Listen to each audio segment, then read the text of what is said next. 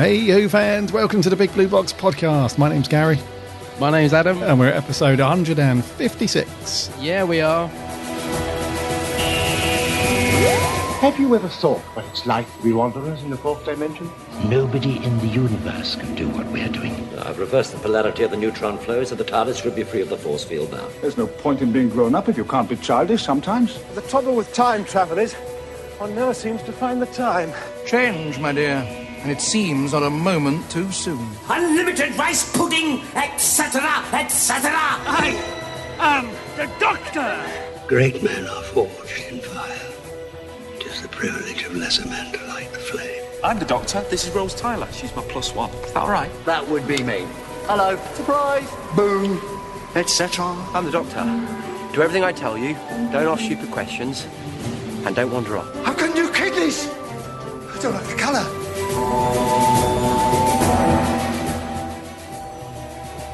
Howdy do, Who fans.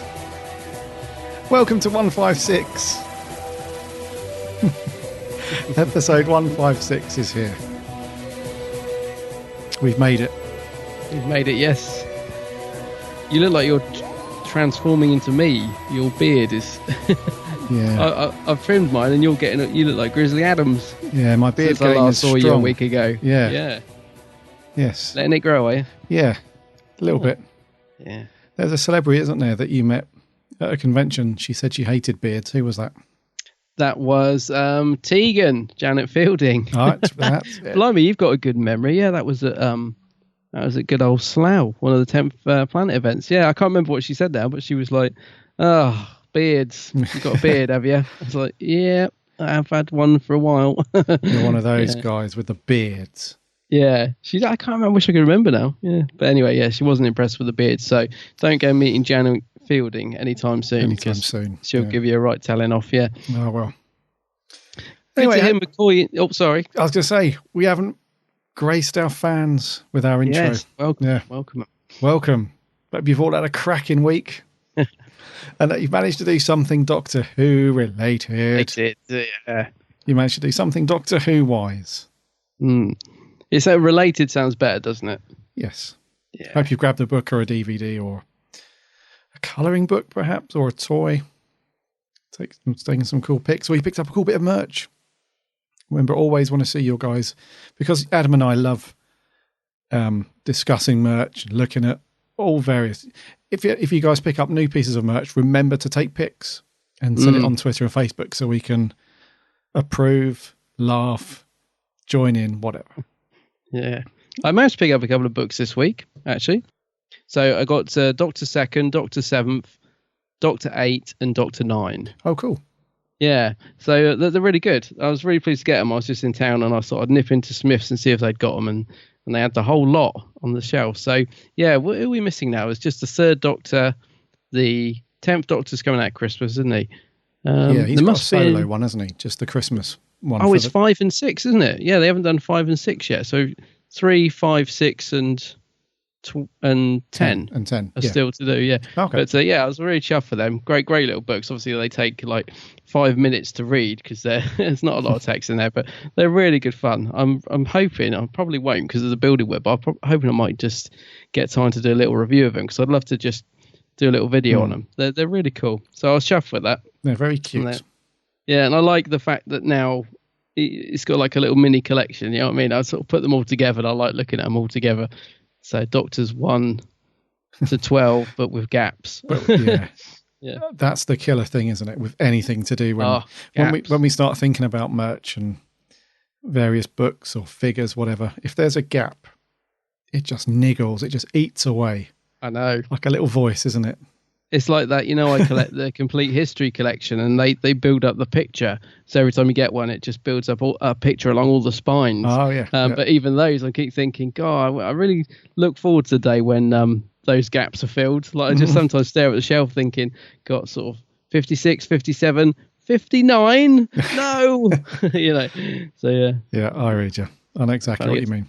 Yeah. Do you got anything Doctor Who related this week, mate? Did you pick anything up? Yeah, I've watched a fair bit of Classic Who, seeing as it's McCoy's 30th anniversary time. Yeah, do you know, this is when I interrupted you earlier. This is what I was going to say, because hearing McCoy in the intro there made me think that seems to be quite a big deal made on social media about the fact that Time and the Rani aired today. So what is it? Is it 30 years? Is it 30 years? The big 3-0. Yeah. Is it, or is it more? No, it must be 88, 89. Yeah, 30, isn't it? Must be, of course. Years. Yeah, gosh, that's scary. Yeah, a lot of people don't like that story. I know when we reviewed it, we were quite kind to it. I've always really enjoyed it. I don't get the hate. I know it's like pantomime and silly, but it's just fun. It's a fun watch. I don't know why people go mad about it. It's not like, if it was really boring, if it was just like really slow and nothing happened in it, I can understand it. But I can happily sit through Time and the Rani. In fact, I might watch it later tonight, as it's the anniversary. But it's been really nice to see all this stuff on social media about it. I thought, honouring Sylve coming into his own as the Doctor. Yeah, and the soundtrack's really nice for that one as well. Yes, it's quite 80s, but I like it. Yeah, it's good, isn't it? Yeah, so actually, that's one of the ones that I watched, actually, because it's his anniversary sort of period. I watched Time and the Rani, The Greatest Show, and then Survival. That's a good one. Yeah. So I picked 3 out of like the beginning, the middle, or middle-ish, and then the end. Yeah, I was just going to say that was quite a nice little collection. Yeah, that's good. What did we give Time and the Rani? I don't know, because I remember people thinking, because a lot of people who listen to the show follow my YouTube, so they know that it's my guilty pleasure. They know that I like it, and I think a lot of people expected you to really slay it, and it's quite surprised, weren't they, when we actually did get around to reviewing it. And you didn't. I mean, it's never going to be like in your top 10, but you quite enjoyed it, I think. Yeah, I didn't mind it. I think it's not bad. I think here we are. I gave it a 5. Yeah, so middle of the road. And you gave it a 7.5. Yeah, so yeah, we've certainly given out worse scores. Yeah, we have. Yeah, as I said, I can quite happily sit and watch that one anytime. I think there's some great moments in it, like Mel getting trapped in the bubble, and I think Kate and Mara's really fun in it. So I really think there's a lot to enjoy in it. I always get a bit defensive when people start laying into it, if you like. So perhaps this will go out tomorrow because we're recording this on the Thursday, so that will have passed. But maybe if you haven't watched it for a while, listeners, bung it on, give it another go. It's really not that bad. It's quite funny in a lot of places. It's not that bad. Yeah, Yorak, get in here. Yorak. Loads of bits in it, Yeah. Even the first line in it, leave the man, leave the girl, it's the man I want. There's just so many little silly lines in it. It's fun. Yeah. Anyway, Time and the Rani. Yes. The only other thing I've done really is my evening read. I finished a book last week, so I thought I'd go back to when they released those series of books for the 50th, the 50 years, and they've got the black and white pictures of each Doctor on the spine, and it was the re-release of a book from... Oh, I know what you mean. Yeah. So I went back and started reading those. So I'm reading 10 Little Aliens at the moment, which is the first Doctor one by Stephen Cole. So I'm going to go through those because they're nice little books, actually. They seem to have picked out some decent stories over the years. And if anyone knows what I mean, they're just white and grey books, and they've got a little black and white picture, Yeah, they're nice. Yeah, so I've stuck that on. I think, what's the next one? Can't remember what the second Doctor one is. Dalek story, I think, maybe. Yeah, I can picture the cover, funny enough. It's got like a bluey, greeny pattern on it, isn't it? But yeah, I can't remember what it's called. Oh, it's not Dalek. Oh, it's Dreams of Empire. Oh, right. Yeah, so looking forward to that. So they're really cool. So that's me. Just watching and reading. Yeah, it's all good though, isn't it? No new merch for me. No audio listening this week. Yeah. Talking of books and merch and stuff, next week we're going to do a little giveaway. Ooh. Yeah, because we've got a stack of books here that that we get given by BBC Books for review purposes, and obviously we buy them as well. So I've got a lot of duplicate copies on the bookshelf. So yeah, it'd be cool to send them to somebody that would make use of it rather than just collecting dust. Oh, nice. On the bookshelf. Yeah. So next week, listeners, we'll have a wee giveaway. Cool. Bags and books. Yeah. Nice one. So other than hearing hammers and chainsaws and all the rest, mate, anything else you've been up to?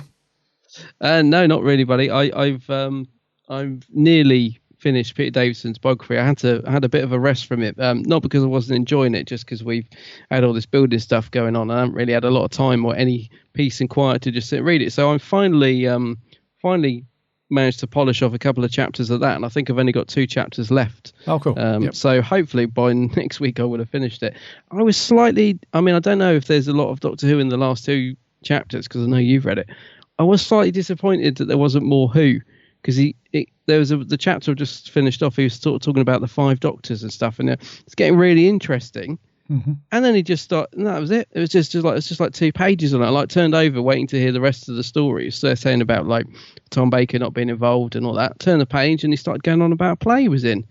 And I was like, oh. Yeah. I was thinking, I hope that's not it for the Doctor Who section. A bit like God, not that I've read it for years, but Tom Baker's biography, I think he's got about 1 page about Doctor Who in it, from what I remember. I know there's not a lot in his biography about Doctor Who. But yeah, I don't know. I don't know if he talks a little bit more in those last 2 chapters, but I'm slightly disappointed how much Who he talks about, because I really like his era, so I was hoping to get a bit more behind the scenes stuff. There is some great stuff in there, don't get me wrong, and I've really enjoyed the book, but yeah, I don't know. Yeah, I'll let you know. I'll have finished it this time. By the time we record next podcast, I'll have polished off the 2 chapters, so I'll let you know. Yeah, it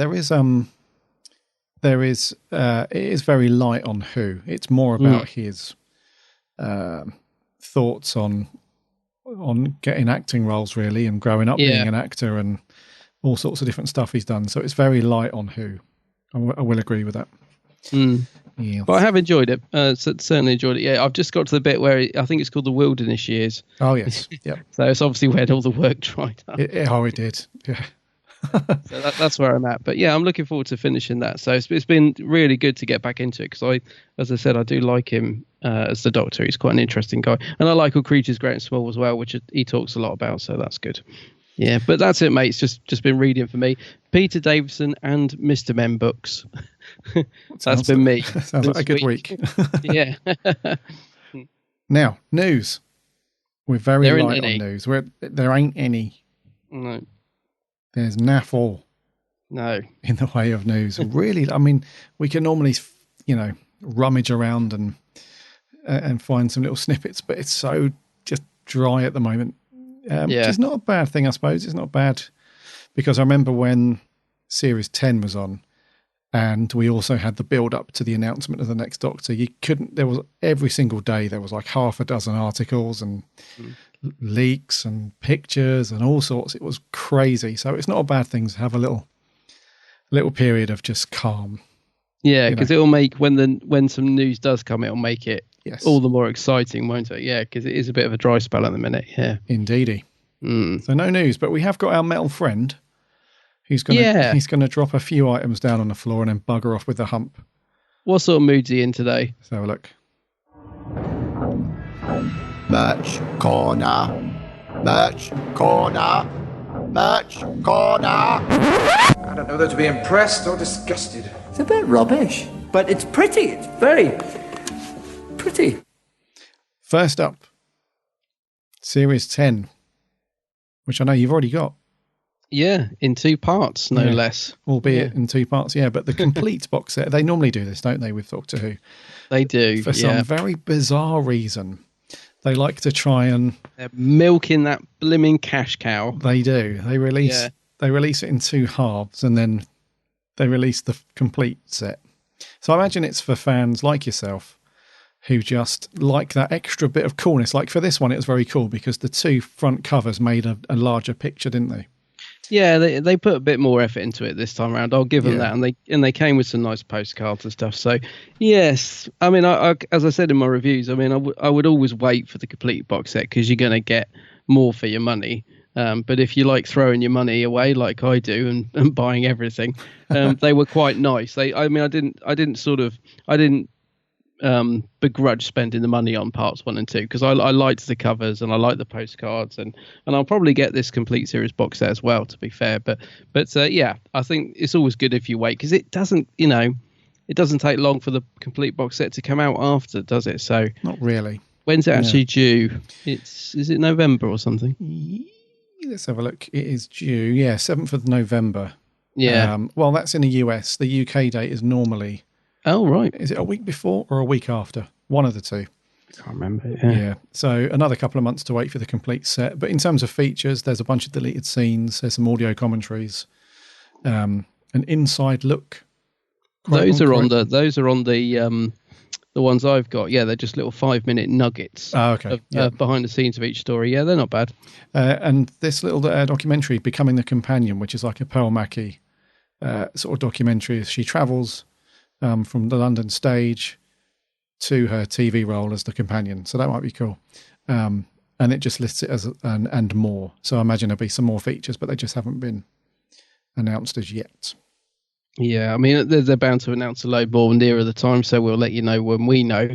I think a lot of people feel like this. I do almost feel it's a shame that they're not going to wait and release this after Christmas so they can it will round off Capaldi's era, because presumably after Christmas we'll get another standalone release with, what's it called? Twice Upon a Time, isn't it?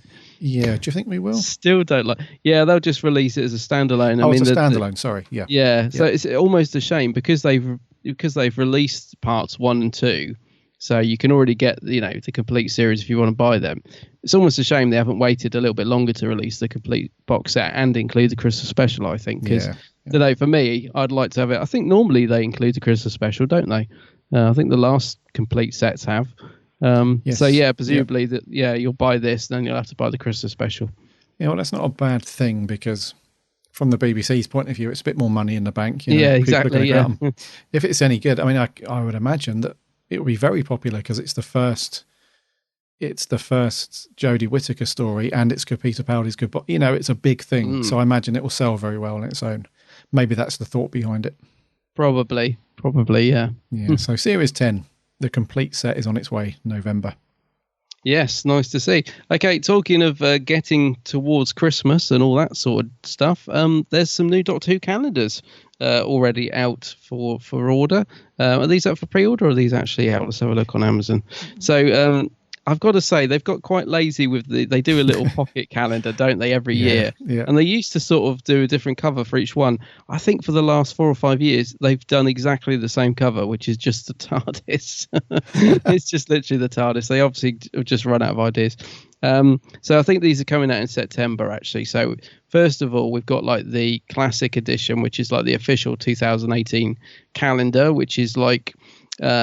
has got Capaldi on it, and it sort of follows the same format as every other year, where we've got all the classic Doctors, on each month.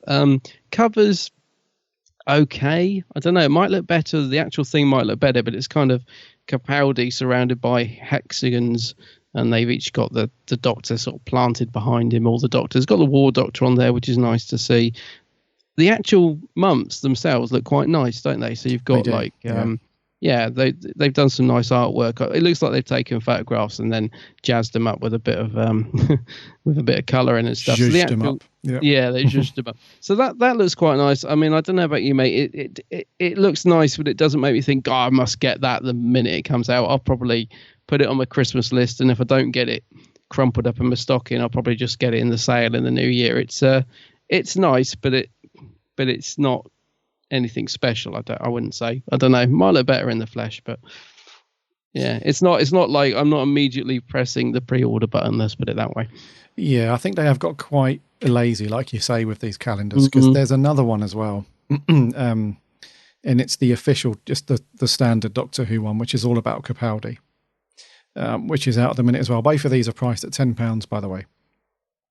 But the front cover for the Capaldi one, it's got, the promo image they released for Series 10 with the Doctor sort of hanging on to Pearl as they're flying through space. She's hanging off him. Yeah. But then the actual months themselves, all they are just the sort of various screen captures from each episode, or one of the promo images from each episode with like a big sort of hexagon on the bottom half and stuff. But they don't look that great. I mean, it's the images from, a lot of the episodes.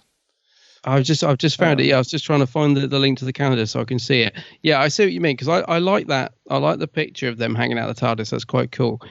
So then, yeah, I see what you mean. It's just, and it's kind of just the pictures from the episodes. Yeah, and it's kind of all over the place as well. There's Series 8 in there, Series 9. I was just going to say 10, that's the Fisher King, isn't it? Yeah. And it's a bit bizarre. They're not pretty much sort of thought into it. It's just taking a bunch of screen caps, and that's your lot. Yeah. But I do like this classic one. It's okay. Like you, I'm not in a rush to go out and buy it. It's okay, but it's nice to have Doctor Who up on the wall. We got a Doctor Who calendar downstairs. Oh yeah, and I'll always buy it. I'll always get one for the wall. I always have to have a Doctor Who calendar on my wall. I'm sure you're the same. Yes. In fact, do you know what? In the kitchen, we've got one. In the kitchen, we've got one from Pound World. The Doctor Who, they did I think they've done this the last 2 years running. And 2 years ago, the one that came from Pound World was not. It was, you could tell it was a pound. Last year, it was a really nice, like for £1, it was a really nice little thin calendar for your wall, and it's really nice. So I've got that one in the kitchen, and every time I look at it, I always think that was £1 worth spent. That was, because it's a really nice calendar. It's just like I'm trying to think. The pictures turned up somewhere else, and I can't think where they were from, but. It was sort of white background, and then you've got a picture of the Doctor's face. It's quite simplistic, but they're very colourful. But I can't think how else to describe it. But yeah, hopefully they'll do another good one this year. Hopefully. You can't go wrong. Yeah, can't go wrong. You know where you stand with a you know where you stand with a pound calendar. And also, it doesn't bug me if people write on it, because I don't know about you, mate. If I put a Doctor Who calendar up, it can stay on the wall, but I don't want people writing on it. Whereas that one, it's fine. It looks nice, but it's very simple, and I don't mind if people want to write their dates on it and stuff. So yeah, it's all good. I'll read you. Yeah. And last bit of merch, we have a new Funko Pop. Yeah, man. Which looks really cool. I tweeted about this a couple of days ago, and I said in the tweet that when you thought that you'd had enough of the line of Doctor Who Funkos, they go and release a cracker out of nowhere. This is a cracker. It is. So they've released the first Doctor, the Hartnell first Doctor with walking cane and all. And it's part of the New York Comic Con exclusive line. And it's out. When's it out here? I don't think they've given it a date. I was looking earlier because I was shocked when I saw this. I must admit, I thought the Doctor Who Funko Pop range might be dead because... they didn't sell that well apparently. And we haven't heard anything for a while. So I saw this pop up on Twitter, and I wondered if it was real to begin with, because I've seen a few. I saw one of the Davros with the 12th Doctor head Funko Pop, and I was like, wow, that's brilliant. And it turned out to be fan made, and I was like, oh, okay. So I've seen a few like that looked really good, but they weren't genuine. So when this popped up on my feed yesterday, I was just like, is this real? I love it. And I got quite excited about it. I just hope it's not going to be one of those that's really hard to get, because it is a New York Comic Con exclusive, isn't it? It is, yes. So it'll be released after that, whenever that is. And yeah, I don't know. Like sometimes these, I mean, there's been a lot of positivity towards this. So I think it is going to sell pretty well. I just hope it doesn't become one of these that becomes hard to get. Like, what was that one that was it the 12th in the spacesuit or something? Every now and again there's one that they release and they're limited and you can't get your hands on them. And I really want him. I absolutely love this Funko Pop. I don't know about you. Yeah, he looks awesome. And it's just, they should have done this ages ago. They should have they should have started to do the classic Doctors in each line. As they went through them. If they did a couple of classic Doctors, I reckon they would have sold so much better, because there were too many similar variations. You had three or four of Matt Smith that looked really similar. You had two Eccleston figures that looked pretty much the same. You had one had a banana or something. Yeah. So they were two. I mean, don't get me wrong. It's nice to have those little variations if you're a collector. It's nice, but for someone like me that doesn't want to buy every single one of them, but I do want to buy a nice, a decent amount, the ones that I really like. Yeah. I mean, this one's a buy for sure. This is a must-have, isn't it? Yeah. So yeah, they should have done this a while ago, because we could be on to I know they've done Tom Baker's Doctor, but we could have had a nice little Troughton in there. We could have had a Colin Baker. That would have been cool. I'd love a Colin, and I'd love a Sylvester one with his little brolly, his little question mark brolly. Would be brilliant. Yeah, so I think they just left it too late, because, like you say, the sales are sort of dwindled over the last year, because there just isn't enough variety to get people buying them. So, and they can't just release a Clara figure out of the blue that looks plain as anything and expect that to be create all this buzz and people are going to get into it again. So it's good that they've done it. It's just a bit too late. So New York Comic Con is in October. I think it's 5th to the 8th of October. So we should hopefully see this on order in the UK, probably end of November, mid-November, something like that. I like the fact it has got a big buzz about it. So I really hope it sells, because that might mean that they do some of the other classics. Because, like you said, Troughton would be great as a Funko. So would Pertwee. Well, all the classics would. They've only done Baker, haven't they? They've only done the fourth Doctor. Yes. I think. Yep. Might be wrong. Yeah, I can't think of any in the classics. I mean, so can't wait to get a hold of that one. Yeah. Right, we've kicked old Dalek out the door. Off he goes, sulking. He was pleased with that one though. He was. You could tell he was chuffed. He'd got that last little Funko on the table. Chuffedy bits. He was. Yeah, but now he's gone. Right, buddy. It's review time. It is. What have you got this week?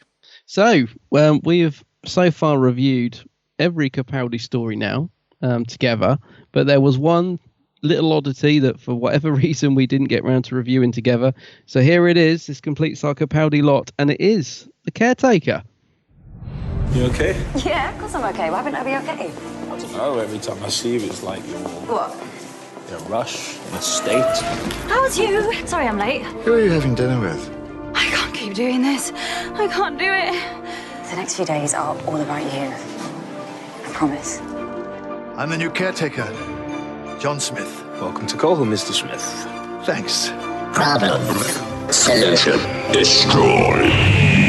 So you recognize me then? You're wearing a different coat. You saw straight through that. Deep cover. In my school. Why? Where's the teeth? What have you done with him? He's fine. Hypnotized. He thinks he's got the flu. Also a flying car and 3 wives. It's going to be a rude awakening. It's aliens. Oh my God, is that why you're here? Are there aliens? It's assembly. You better get going. Go and worship something. Are there aliens in this school? Listen, it's lovely talking to you, but I've really got to get on. I'm a caretaker now. Look, I've got a brush. Doctor, is there an alien in this school? Yes, me. Now, go. The walls need sponging and there's a sinister puddle. You can't do this. You cannot pass yourself off as a real person among actual people. I lived among otters once for a month. Well, I sulked. River and I, we had this big fight. Human beings are not otters! Exactly. It'll be even easier. Exactly. God, doesn't he sounds very Scottish there, doesn't he? Gore. Yeah, he's got gore. Yeah. Well, I mean, he is Scottish, but I mean, yeah, he does sound very Scottish in that. Extremely Scottish. So what's this one all about then? So The Caretaker was out September 2014 as part of Series 8. And it was written by Gareth Roberts with Stephen Moffat. Ooh. He's got a co-writing credit on this one. And it's directed by Paul Murphy. Right. And it is Clara as the companion, obviously, as you just heard. Yeah. With a little injection of action from Mr. Pink. Daddy Pink talks really deep. I can't help you if you don't tell me what's going on. I can't help you, Clara. Right. God, that was actually more interesting than the actual person, the real person. What did you think, Adam, to The Caretaker? Do you want to give us a little synopsis in case people are wondering what it's about? Oh, of course. So the Doctor has discovered that within Coal Hill School, well, no, not exactly in Coal Hill School, but in the area, there's sort of signs of this sort of enemy, sort of alien activity. And he goes undercover at Coal Hill School to set up all these little devices and stuff that can draw the alien into the school. And he's kind of set up a Ghostbusters-esque kind of trap so he can zap the alien into a vortex, send it off 1 billion years, and everybody's going to be safe. However, Clara's kicking off because she's like, you can't do this. This is a school. There's kids here. It's dangerous. And it's just about the Doctor kind of being very stubborn and doing things his own way and doing it anyway. And having to deal with all of the emotion that Clara's going through because she's now, seeing Danny Pink. She's having to juggle like her boyfriend life with the Doctor's sort of action adventure life. And then it's just about how the three of them sort of in the last half of the episode sort of not sort of accept each other, but accept each other's feelings and just get on with it, I suppose. Cue Danny doing a backflip. A backflip over the scope splits over the blitzer. And yeah. So yeah. So yeah. Well, my feelings on it are there are bits of this I really enjoy, and there are bits of it I really can't stand, and I just don't know. I just don't know where I am with this one, because when it aired, I quite enjoyed it because it's quite a fun episode. I think a lot of it's fun, but it was never going to be like in my top 10. It was it was just a very average episode. But I remember sort of thinking, yeah, there's some good fun bits in this one. So I'll pop it in the player, and I'm watching the first 10 minutes, and it's rocking along, and I'm thinking, yeah, this is good. There's some good humor in this. And then about 10 minutes in, where is it? It takes a dive. I'm not sure. But all of a sudden, it just flips for me, this episode. It's probably when Danny comes into it, to be fair, and him and Clara. It's the bit where he's going on about him being a soldier, and he's doing something to the, this thing outside. And he keeps calling him PE teacher. And I was like, yeah, okay, you've done that joke about 10 times now. Let's move on with the story. And then the story didn't move on. And I was thinking, oh, dear. So, yeah, for me, it's a strange one, this, mate, because I do love some of the humour in it. And there are bits of it I really like. And I think it's quite a fun little romp. But yeah, there's a lot of it I don't like all the Clara and Danny stuff. And the Doctor having this thing about soldiers all the way through. It's just irritating. Keeps calling him a PE teacher, and they have this big argument at the end, which I find is really forced, where Danny's like going into soldier mode and stuff, and then you've got Courtney coming in and going off for a trip with the Doctor and being sick in the TARDIS, and I don't know. I think it's an odd one. I think it's an all right watch, but I'm not overly in love with it. I don't know, but yeah, it's enjoyable enough in its own way, I guess. Yeah, so I'm a bit in the middle, I suppose. What do you think of it? Do you know what I wanted to say that as well, but I don't want to just, you're a bit in the middle. Yeah, I'm really down the middle with it. When I first watched it, I wasn't sure if I liked it that much. But then when I rewatched it, because it's only the second time I've seen it on the rewatch, when I rewatched it, I thought it's not that bad. It's quite cool. It's quite quirky. Yeah, it's one of those stories where I like it for a couple of minutes, but then I don't like it for a couple of minutes, and then I like it again. And then there's a bit that's funny, and you're like, oh, that was actually quite good. And then there's a bit with Danny or something, and you're like, oh, good grief. And then it's like, oh, that's a funny bit. Yeah, that's exactly what it is, isn't it? It's just up and down. Yes. Yeah. And I just felt that way through the whole thing about everything. Even Capaldi, I thought he's great in this bit. He's really funny and great. This. Yeah. And there was another scene where I was thinking, well, he's not great, but that's not his fault. That's just because he's in this rubbish conversation with Clara and Danny. And then he's really great again and funny. And then, and it's like it with the actual story overall as well. And also the Scovox Blitzer, I thought, oh, he looks menacing, like the first scene, where he obliterates the policeman in the abandoned building.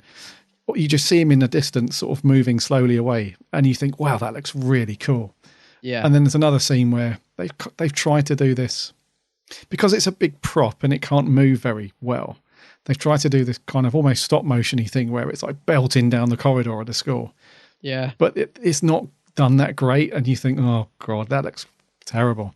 Yeah, I mean, it couldn't exactly creep up on anyone, could it? It's sort of so clunky and clumsy, and I don't think it would fit through a lot of the doors either as well. Because I was thinking the same thing. Like you said, that's why I really like the beginning, because it's quite menacing, isn't it? When you just see it backing into the shadows, and you're like, ooh. And I quite like the design of it, to be fair, the Scovox Blitzer. But yeah, it's just, when you see it in the second half of the episode, sort of clunking, chasing Clara down the corridors, it loses all that. It looks ridiculous. And I'd forgotten one of the things on a rewatch which I found really massively disappointing was how they, the conclusion, if you like. Yes. I kept thinking, what do they do? Does it self-destruct or blow up or something?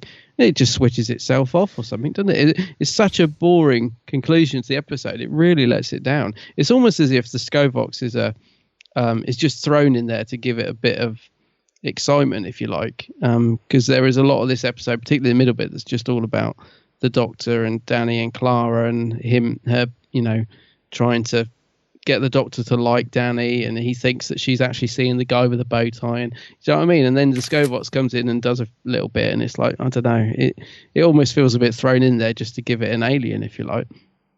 I see what you mean. The conclusion is terrible as well, because there's that encounter where they first, you know, in the school hall, and they're having a bit of a. The Doctor's almost captured it. He's set up all the little sensors around the chairs in the circle and so on. But then Danny knocks the chair over and one of the sensors goes, and that's it. You know, all that, and that's quite exciting. You think, oh, this is going to be a good showdown after this bit. But then the way that the Doctor defeats it, it's almost pointless, all the work he's done, because he builds this huge Ghostbusters style backpack thing, doesn't he? Yeah, which is just a big microphone or something. And it didn't really do anything. All it was some kind of transmitter that it sort of fooled the Scovox into thinking that it was his sort of superior. So he just obeyed everything he said, and then he just told him to shut down, and that was your lot. Yeah, I found that massively disappointing. And like you said, he builds this blooming great thing, and it's just a funky microphone. I'm thinking, and he's even sort of, Clara's asking him what's happening, obviously for the sake of the audience. They're trying to explain what the Doctor's doing, but he's sort of talking to the Scobox Blitzer through the mic, you know, trying to convince it to shut down. And then he's at the same time he's telling Clara, "Oh, don't worry, I'm pretending it thinks I'm its so and so." And so I'm like, so the Scobox Blitzer supposedly is hearing all of this. You know, it's supposed to be a really intelligent, could destroy the world, you know, alien, and you're just telling it your whole plan through the microphone. I don't know. I know it was for the sake of the audience, and I get what's going on, but it just seemed really feeble. And I was thinking, you know, he's got this great big backpack. He could be, you know, expecting something exciting, and he just tells it to switch off. And then Danny backflips. Yeah, that did make me laugh, though. I was like, what's going on here? I think he front flips, actually. I think he legs towards it and then sort of does this roly-poly in the air. And then, it's a bit of a cringe moment, isn't it, that? It's so cringy. Yeah. Yeah. I mean, these things are not bad. It doesn't turn you off, you know, as much as you don't think, oh, crikey, I'm going to,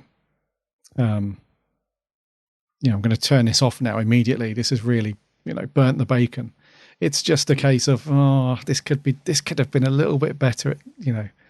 And it is watchable though, isn't it? You're right. It's not like you know, it's not like Forest of the Night or Sleep No More, where I'm sat there thinking, oh, this really, you know, I wasn't reaching for the off button at all. It's perfectly watchable. For me, I think because of Capaldi, he's written incredibly comical in this. But for me, it really works. I loved his performance in this. I think it's what keeps me going throughout the whole story, because I don't have any interest at all in Danny and Clara, and they are in it quite a lot. But for me, I suppose this comes back to what we say about Matt Smith a lot, about him carrying the episode. But for me, Capaldi really carries this episode. I think he's really good fun in it. And I'm surprised that the comedy works as well as it does, because he is given some really over-the-top lines for his Doctor, if you like, because he's sort of written very grumpy, but a lot of the lines are very comedic. So it surprises me that a lot of the jokes really hit home for me anyway.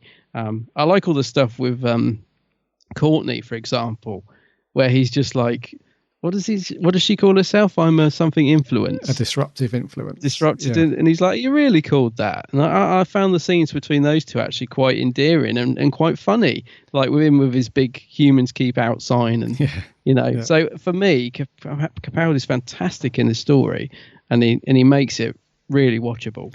Even the bits that are a bit cringy. No, I completely agree with you, mate. It's one of those stories, and we have spoken a few times in the past about Capaldi being written inconsistently. And this is one of those examples of that, but it's kind of paid off for him because... Yeah, exactly, yeah. Yeah, because especially throughout, as we get into Series 8, he starts flitting between very serious and grumpy Doctor. You can tell that he wants to channel his sort of inner Hartnell a little bit, and he's got that real grumpiness to him and sort of short temper. And then there are other episodes like this where you don't see any of that at all. He's like very quippy, and everything's like a little funny one-liner, and it's very funny. So when we've spoken about inconsistencies, this is a great example of that, because I think in the next one, was it Kill the Moon? he's not like this that much, really. He's a lot more serious and a lot more, That's right. you know. However, I agree with you. The humour does pay off, but it only pays off when Capaldi's on the scene. If that makes sense. When you have these little funny moments that Clara tries to do between the other pupils, or there's a scene where one of the other teachers is chatting her up, and and she tries to make light of it, but it doesn't really work. And there's a scene where she's talking to the pupils in class, and it just doesn't really sort of grab your attention. And it's not until Capaldi pops up at the window that the scene sort of comes to life and it's funny again. And so, yeah, the humour does work, and Capaldi is great. I mean, there's the scene where he's leaning through the window and he says that Clara's got the date wrong on the board. Oh, Jane Austen and all that, yeah. And it's cleverly written, because you think that, in a past adventure, he's actually met her and, he knows the dates in his head, but then he just says, I read the biography in the book. That's it, or something. And and these little dry bits as well, like in the little clip that we played at the beginning, where he's like, I'm a caretaker, I've got a brush and everything. It's just little funny moments like that. It's just one after the other through this one with him. He definitely handles the comedy better than Jenna Coleman, I think. There are some bits where she's quite good. There's a couple of bits when she's with Capaldi, and they actually do spar off each other quite nicely, I think. Especially the beginning bit, when they're going for all their adventures, sort of off-screen adventures, but we get to see little bits of them, and she's like saying, oh God, I can't do this anymore. And there's some quite nice moments between the two of them there, and I do absolutely love the scene. And again, I suppose this is more Capaldi than Clara, but I love the scene where the Doctor first spots the guy in the bow tie, and he just automatically assumes that's the boyfriend, and it's just his face, isn't it? His little face lights up. Yeah, he's like, of course, and he's all sort of smug, and you're sort of thinking, no, you've got it all wrong. But that was a lovely little scene. But yeah, I like the bit where she's got Danny in the TARDIS and he's invisible as well, and Capaldi knows he's there, and that's quite a nice little scene, humorous between two of them. But other scenes, I think when Jenna's trying to do the comedy, she's sort of doing the panicked, bit ditzy, it's all going wrong, it's not, doesn't quite hit the mark as well. I read you. What I think one of the things for me is, you mentioned there about the scenes with the Doctor thinking that the other teacher's their boyfriend, and when Danny's in a TARDIS. I think for me that was the main focus of this episode. And I'm pretty sure that was kind of the point that the Gareth Roberts was going for. It's not really about the alien, like the Scovox Blitzer. It's not really about that, because it wasn't threatening enough. It wasn't in it enough, and it was defeated way too easily. It was a bit of just a throw in there, like a bit of a device to bring these three characters together, really. Yeah. Because I think it was more of a character progression with the Doctor, sort of not revealing that he really cares for Clara, because that comes out, doesn't it, when Danny says, he wants to make sure that I'm good enough for you, and that you can tell that he's hit the nail on the head, but the Doctor just didn't want to come out and explicitly say it, because he's not like that, And then we have the other end, where Clara's like balancing her life with trying to be normal and have a boyfriend and a job and all that, but also be this really cool sort of space adventurer with the Doctor and going off and doing that stuff.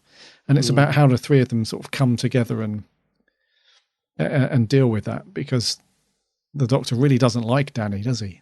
Because of his background. No, he's got this thing about soldiers, isn't he? Which I never really understood, because obviously the Doctor's, if you think about the third Doctor and Unit, I never really quite got where they were going with that whole 12th Doctor hating soldiers and all that sort of thing. It's quite clunky, I think, as well, because at the end of it, when Dan is saying, give me your orders, or, this is what he does, Clara. He gives the orders. I go out there and die and, and get shot. But he stands back and just watches it, so they're trying to sort of show that the Doctor doesn't get his hands dirty, if you like. And I wasn't particularly comfortable with that, because although there's an element of truth about it, throughout Doctor Who's history, I get what they were sort of going to, but I just didn't think it was handled very well, to be honest.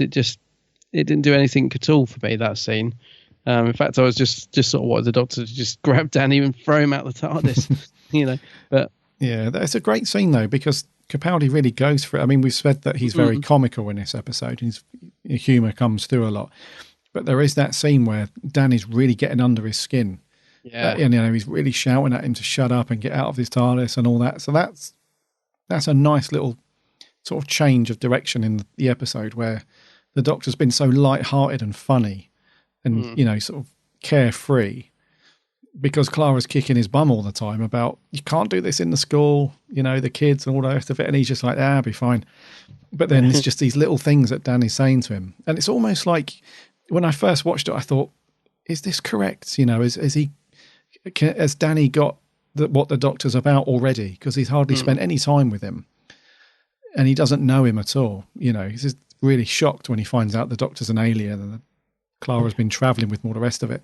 And I thought, you know, has he figured out what the Doctor's like and what he's about that quickly? But you kind of go with it, because the Doctor's getting so angry. He wouldn't react like that and get so angry if it wasn't true. If you know what I mean.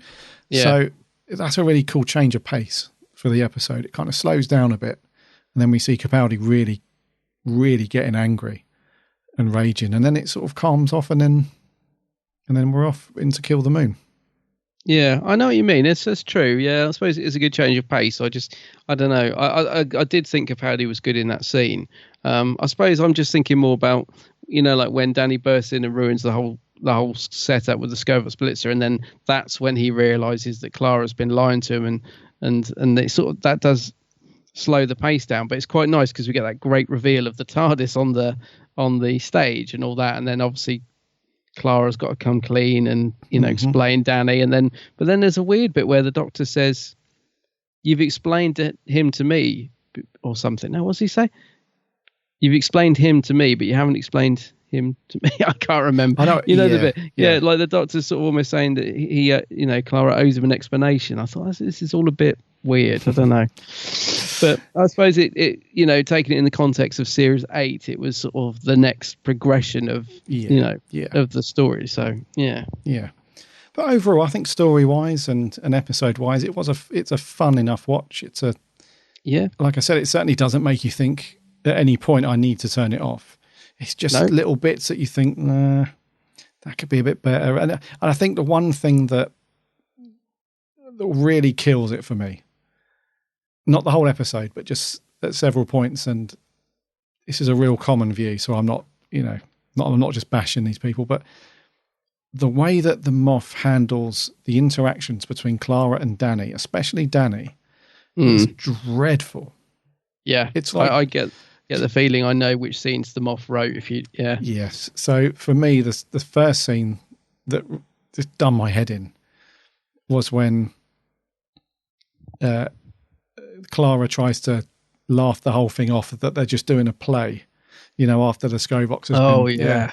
And Danny's like got this weird look on his face, and he doesn't react really. He's just, okay. It's just cardboard. Yeah, what's going on? And then the last scene when they're on the sofa. And that's the whole... That is when I wrote my score, actually. That is what that scene, I was like... Because this sort of flitted between... Well, I won't give the score away, but this flitted between... you know, higher and lower all the way through. I kept thinking, this is you know, up here, and when it got to the sofa scene, that's when I wrote my score down, which I think you'll find is reflected in it. So again, and you're absolutely right about that scene as well. That was really the comedy timing, and it was just clunky when she's like saying it's a play, and you know, that was a really good costume, and you're like, oh, this is not funny, you know. I'll tell you what saves it for me though, this episode, apart from Capaldi, who I think's awesome in it, I think the production is pretty decent. I love the look of it, like, you know, like the Doctor's hiding out in this room with sort of these two red doors that slightly resemble the TARDIS. I don't know if that's intentional or just might just be a coincidence, but I just like the look of it. And I love, you know, like when we get to see the TARDIS hidden away and it's all lit up, it looks beautiful. And I thought the direction actually was pretty good in this. I think it's quite slick in its style. You know, like when people walk in rooms, there's this slow tilt of the camera, which gives it a nice atmosphere and stuff. So I think production-wise and direction for me worked pretty well on this one, and again helped to move it along. No, I agree. The direction was pretty good, actually. There was no complaints really. No, it's pretty good, and I think they did a good well of keeping it all joined up as well, because they filmed it at like 3 or 4 different schools as well.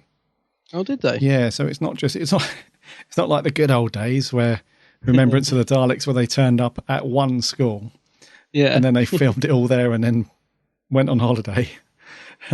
It's not like that anymore. They have a specific look in mind, and if one school doesn't offer it, they'll go to another one and do the scenes there. So they they filmed it at 3 or 4 different schools, but I didn't notice that. I thought it was all pretty seamless. No, I didn't know that at all, mate. No, I wouldn't have picked up on it in the slightest. Yeah, so it was good, and also the editing as well. Sometimes it can be overdone if they want to sort of really emphasize action and what's going on. They'll do this really fast cut between stuff, but they didn't really overdo it. And at the other end of the scale, it wasn't that slow either. It moved along at a fairly decent pace. So I'll tell you what else they didn't overdo. I don't know if you'll agree, is the music, because sometimes when you get a sort of light-hearted episode like this, Murray does tend to do this quite over-the-top, jolly, so it's a comedy, it's a light-hearted episode. And I didn't, sometimes it can be a bit in your face, and it's almost like forcing it to be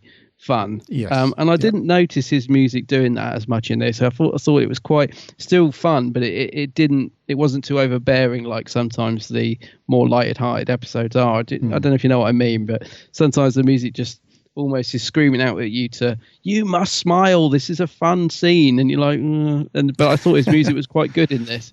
It was a bit more subtle than sometimes the more light-hearted ones are. Yes.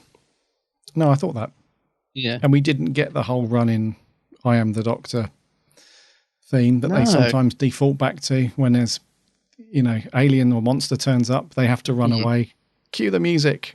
Yeah. So they didn't revert to that. So that wasn't too bad. But it was fairly minimal, which helped really. I just think it let the comedy do its job rather than sometimes they try and underscore the comedy to make it more obvious. And it just sometimes, it's a bit too much. But in this, I thought it was just right. And there wasn't much of a supporting cast going on either. Although the supporting cast list is quite a lot, we only see them in very small snippets. I mean, I know we had Courtney, who travels with them on the next episode in Kill the Moon, where she's not as good as she is in this, but but she was quite fun. She had a couple of nice little scenes with the Doctor. It's quite comical. I like her scenes with Capaldi, I have to admit. I think they're just quite sweet, quite funny. She's just playing that typical annoying, but it's because he doesn't take any nonsense that is funny. Like, she's not like she's annoying a bit like those kids that we got in Nightmare in Silver, but because the Doctor doesn't have any of it, he sort of slaps her right back down to earth. It makes it more funny, I think. He just doesn't tolerate it at all, but he kind of likes her as well, doesn't he? Because she's curious and she sort of gets the no nonsense. Curious. Yeah. I'll tell you what though. Did you when Mr. Armitage walked in the room at the start, did you do what I did and go, oh? Because I was just thinking, we all know what happens to him in that.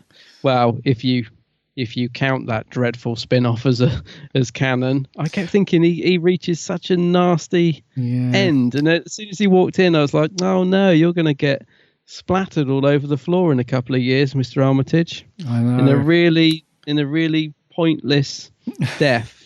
In a really pointless spin-off. No, I did think that. Yeah, when he walked on, I thought, oh, it's Mr. Oh no, don't sort of start taking out mortgages, mate, or anything. Don't book any long flights. Or maybe you should. Yeah. Maybe you should. Yeah, but no, I thought that because I forgot he was in it, and then when he saw it, I thought, when's the last time? Oh, it was bloody Class, wasn't it? Yeah, I just immediately thought of Class, where he gets quite brutally murdered, doesn't he? By I can't even remember what by now, but it's horrible death he has, and he's such a jovial headmaster as well. Yeah. Anyway, yeah. And then we had that little scene at the end with Missy, and the whole. Oh God, I forgot about that. The story arc for this series where. The music comes in. I forgot all about that. So they kind of played on this story theme, didn't they? Where the people who were dying they kind of played it off like they were going up to heaven almost, and they were getting booked into heaven. But really, it was just Missy collecting everybody to turn them into Cybermen. That's right. That was the sort of overall arc. And we saw Missy looking very moody and then walking away. She doesn't say a word, does she? She just looks. You just, yeah. Just a look. Yes. Who's the guy as well? Who's the guy that's... Is it Chris Addison who plays... Yes. Couldn't think of his name. Yeah, he's like welcoming them and saying, oh, by the way, you're in the... He does actually say the Never Spear, I think. I don't know if that's the first time they actually mention it. Yeah. So it's, again, I suppose, we know what it's about because we've watched the whole of Series 8. But I think if you were just watching this as a standalone and you didn't know, you'd probably be thinking, what? But it's a very short scene. But I must admit, I'd forgotten all about all that stuff. Yeah. Yeah. It's not bad, though. The overall arc is not... Well, it was okay. Yeah. Nice. And I do like Missy. Yeah. I am one of those people that does like Missy. Yeah. Anything else you want to mention about this one before we do scores? No, not really, mate. I think, as I said, we'll go on to scores because for me, this was nearly a 7. It was, I think that I really was enjoying parts of it. But then, like you said, every time I found myself enjoying it, a scene would come up and it would just be cringe. And so for me, I'm actually dropped down to a 6. I think it's an average episode, but it's a fun enough watch, but it's just a bit clunky. So I can't really go higher than a 6 on this one. Okay, yeah. So I'm going to match you on that. Are you? Yeah, okay. I put down a 6. I was thinking, is it a 6.5? But then it's just all the annoying, cringeworthy stuff with Clara and Danny. Yeah. It just make it a real bore in that it just takes the flow out of the episode, really. That's exactly what it does. You've hit the nail on the head. It takes the flow out. That's why I dropped to a 6 on the sofa scene at the end. Yeah. I was just like, oh, this, no. And the conclusion with the Scovox, if that had been better, this could have been a 7 because even despite its faults, it's quite fun. Yes. But the conclusion and all that, it just, didn't hit the mark. Yeah. What about our lovely listeners? Yeah, what did they think? Let's kick off with some audio stuff. This is a first clip sent in by Sammy Satine. G'day, Gary and Adam. Sammy Satine here. So, the caretaker. I like Mr. Armitage. I like the Skybox Blitzer, and the fact the Doctor goes a bit Ghostbusters to defeat it. Aside from all that, Danny Pink, wooden, annoying, and just plain awful. I can't tell if Samuel Anderson is a good actor or not, but his character has zilch chemistry with Clara. I agree with the Doctor. I want an explanation about why Clara and Danny got together too. Courtney is annoying as well, but she's overshadowed by Clara and Danny. Also, apparently Danny says something in that scene on the couch watching TV with Clara that raises alarm bells with people who have been in abusive relationships. Not sure what it is, but it's saying. 4 out of 10. I also like the Doctor correcting Clara about Jane Austen. That is a good scene. See ya. Cheers, Sammy. Yeah, that is a good scene. See, things like that bring the episode up, don't they? There's a nice scene. Let's do another one. Let's do Owen Daly. Hello, Gary and Adam. Hope you're both well and enjoying the show this week. So, The Caretaker by Garrett Roberts. I really love the story. I think the 12th Doctor was written perfectly in this. He balances Garrett Roberts balances the alien side of the 12th Doctor and the mean side of the 12th Doctor, and also the more comedic side of the 12th Doctor. And Peter Capaldi manages to bring all of these on screen, and I love Peter Capaldi in the story. I think this is what Class should have been like. I think Class went down the route of being a bit too teenagery, but I think if it was written in the style of this episode, I think it would have been a great spin-off, and it's a pity that it wasn't. I think the scenes on the TARDIS where Danny Pink, when the Doctor finds out about Danny Pink and Danny Pink finds out about the Doctor, I think those scenes are really great with the two of them yelling at each other, and I think that's probably the highlight of the story for me. And one final thing is, I love the Scovox Blitzer, and I think it's a shame that he wasn't in it more. I think we could see him in a Classic Doctor's New Monsters box set, but I don't think it's necessary. But yeah, overall it's a solid 7 out of 10. Thanks for listening, and enjoy the rest of the show. 7. Cheers, Owen. Yes, 7. I agree with him about the Scovox. I was thinking how cool it would have been. It was probably a budget thing, but imagine if you took away the scene where it's clunking down the street, but it's actually like sort of hovering or spinning around. It is a cool design. It definitely could work, but they just didn't do enough with it, did they? Not really. Poor old Scovox. Poor old Scove. Over on Twitter, Ultimate Picker Fan says, my thoughts, I think it's an underrated classic. Oh. I don't understand why it gets the flack it gets. It was an enjoyable, solid Earth story. Yeah. Conor McHale says, I thought Danny was great, but the Scovox Blitzer needed more screen time. Yeah. Yes. What else do we have on Twitter? Johnny Kilroy says, I surprisingly like The Caretaker a lot. A lot? A lot. Yeah. Gallifreyan Huvian says, quite enjoy this one. Interesting to see a threat closer to home. Bland, Clara and Courtney was a bit annoying, but other than that, 7.4. Very precise. Very. Not a 0.5. He's knocked off the 0.1. Very important. And then lastly on Twitter we had... nope, that's you, the Geek's Handbag. Oh, what was I saying? You were saying... I think you just said it's time for a wee watch. Oh, right, okay. There we go.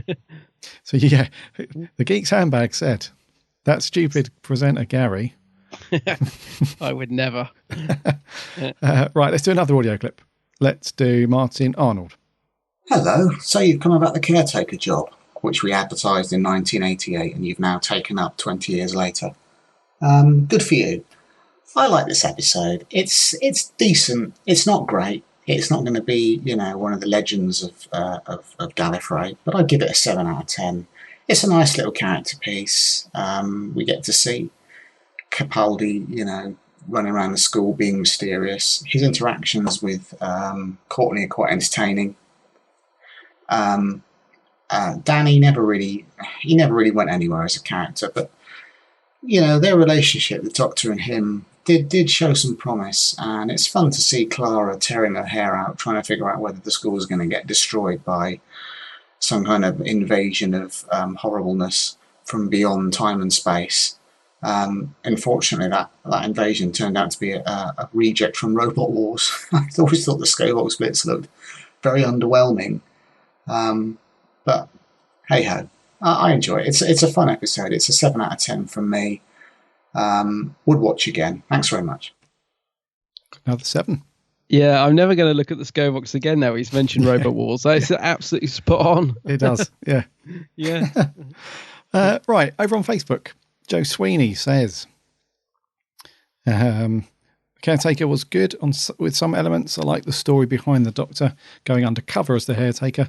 I said it loads of times in most episodes of Series 8, and I say it again. This episode would have worked so much better if it had less of Danny and Clara.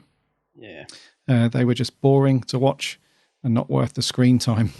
I do love the interaction between the Doctor and Danny and Courtney, and when the Doctor was all brash and abrupt towards them. Moving on, I think the Skybox Blitzer was okay. Did look threatening, but at the same time, I found it to be clumsy and clunky. Gave it a 6 out of 10. 6, same as me, yeah. Sir Jake of Butt Whistle says, I remember this episode being rubbish, but weirdly, on a rewatch, I was pleasantly surprised. I quite liked it. I thought it was well paced, and the Blitzer felt threatening. And the only bad points were Danny Pink. I almost think Moffat sold his soul to the devil when he made Danny. Ooh. Cool. I wouldn't mind if the Skybox blew up the planet, and at least there'd be no more Danny Clara. It gives it 7.5. Oh. Yes. More audio. We had 5 of them in. This is number 4. This is James Coleman. Hi Gary and Adam, here's my review of The Caretaker. So I think this is a poor story and is basically an episode full of awkward moments and arguments. I think the Doctor is very harsh but has some funny moments. I think Clara is annoying as usual, but treats the Doctor however she wants, which makes her feel like a more important character, which I think is opposite to the companion's role. I think Danny is very arrogant, and like Clara, treats the Doctor with no respect. He's very stubborn and never really stops about the soldier talk. I think the Skybox Blitzer is the only saving grace of this episode, which has a great design, is very threatening, but I don't think it's featured enough. The supporting cast isn't really too strong, and I think the best supporting character is Courtney, who would have been a better companion than Clara. I think the funniest moment was the disruptive influence reference, and I think there was a nice scene at the end in the Nethersphere. So overall, I give this episode a 5 out of 10. I'll see you guys next time. Bye! Middle of the road. Excellent, excellent. Yeah, I was going to say, I do like the disruptive influence scene. That's fun. It is cool, actually. Yeah. Dean Jones. Perfectly watchable, if a bit too familiar to stories like School Reunion and Power of the Three. The Power of Three, with the Doctor going undercover with everyday human life. Capaldi is great as usual. Direction was pretty good for the most part. Really like the music, and the Skybox Blitzer is a great design, but not the greatest of antagonists. Jenna is decent, but the characterization of Clara is a mixed bag. The whole aspect of the Doctor disliking Danny for being a soldier doesn't make sense, since he's been fine with military-based characters in previous stories. Yeah. He gave it a 6 out of 10. Same, yeah, another 6. Yeah, Scott Stearns I don't like it when it originally aired. It hasn't got much better on a rewatch. It has some nice funny moments. Courtney getting sick and the doctor saying that there was there's been a spillage. Oh, that was brilliant, that bit. Yeah. But the script leads the actors to a place where none of the characters garner much sympathy / empathy. It plays like a mix of soap opera and sci-fi, but not really good at either. Oh dear. I'd forgotten the messy bit at the end, which still feels tacked on. 4 out of 10. Okay. 4 from Scott. George Coppen, you not reviewed this one. I thought you had anyway. It's one of the rare episodes where you remember how the old Doctor is and that humans confuse him. Brilliantly acted by Capaldi, but with an average villain, 7.5. Yeah, it's funny. I thought we'd reviewed it as well, but we didn't. We didn't. Miles McKenzie, I love this episode. I don't know why, but the Doctor working as a caretaker was very amusing and loved how he thought changing his coat would not make Clara notice. The Scovox Blitzer felt threatening enough that I would have liked it if it had killed more people and been a greater threat. I'm going to the experience on the 9th, so it'd be cool to see the costume in person. Yes, it will be. Looks very cool, actually, up front. Yeah. The only thing I don't like in this episode was Danny. Surprise, surprise. Peter was amazing in this episode, and his line, "Go worship something," made me laugh. Jenna was pretty good too. She gave it an 8.5. Yeah, surprisingly, because I'm not a Jenna fan. She's not as irritating in this as I thought she would be. I actually don't mind her in it. I agree. Yeah. And lastly on Facebook, Chris Parry says, not going to top any polls, but it's definitely a standout in Series 8, mainly because Pete Capaldi was so funny. Yeah. And our last audio clip, this is Lewis Palmer. Hello, Big Blue Box podcast. So, The Caretaker. I'm not really a fan of Series 8, but I would say The Caretaker is a highlight. It's just sort of a nice, fluffy, turn your brain off watch for 45 minutes, which, isn't a bad thing. It's filler, but it's nice filler, and it's filler that I can watch when I've got nothing to do. Although, if you think about it, this could easily be an episode of the Sarah Jane Adventures.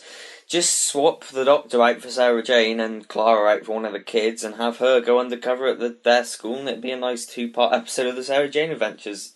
That'd be cool. But as it is, I think it's just a nice sort of fun romp ride thing with a cool villain. A nice development for Danny, I guess, even though he's still as wooden as a plank of wood. Yeah, just go with that awful analogy. But yeah, The Caretaker, it's fine, and I enjoy it. It's a bit of fun. So, 7 out of 10, I guess. See you next time, guys. 7. Cheers, Lewis, you gargantuan apple. That was it for the official stuff. Did you have anything over on the Geeks Handbag? Yes, I did. I just had the one comment this week from our good friend Charlie Turner, who says, fantastic concept, pretty poor story. Not as bad as In the Forest of the Night, though, he says. Not really a fan of this one. So he gives it a 3 out of 10. So, yeah, Charlie, not a fan. 3. Yeah. Thank you so much, guys, for sending in your thoughts and opinions and reviews, and especially audio clips. Love those.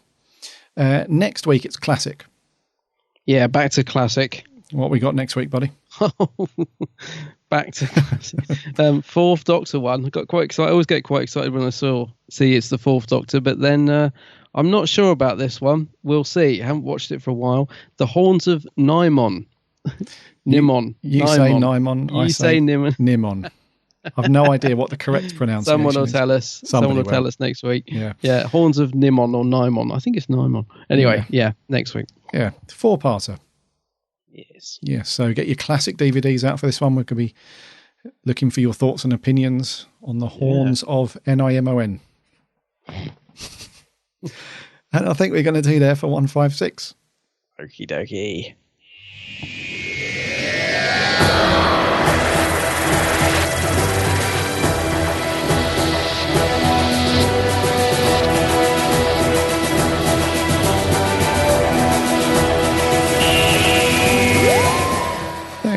Thank you.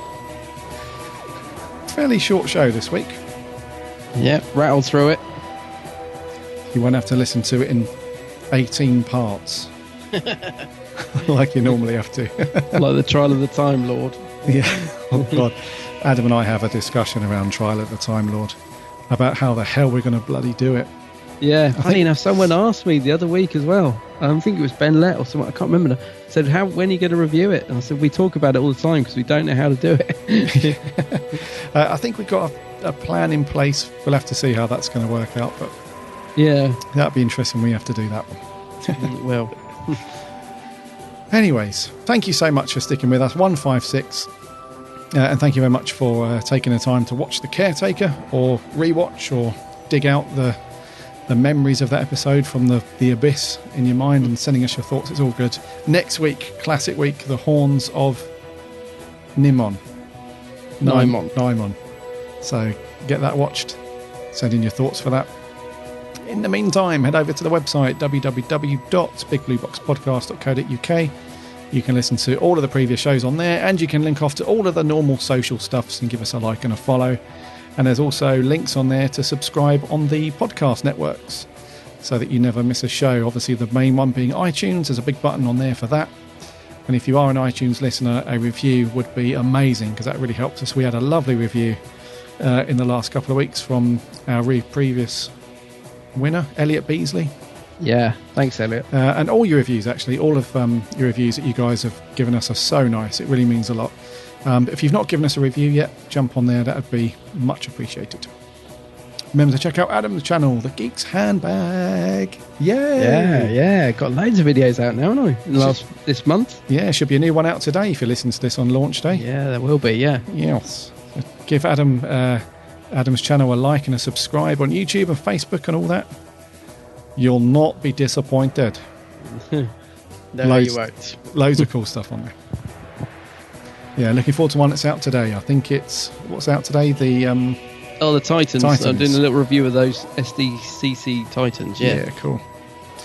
Anyways, my name's Gary.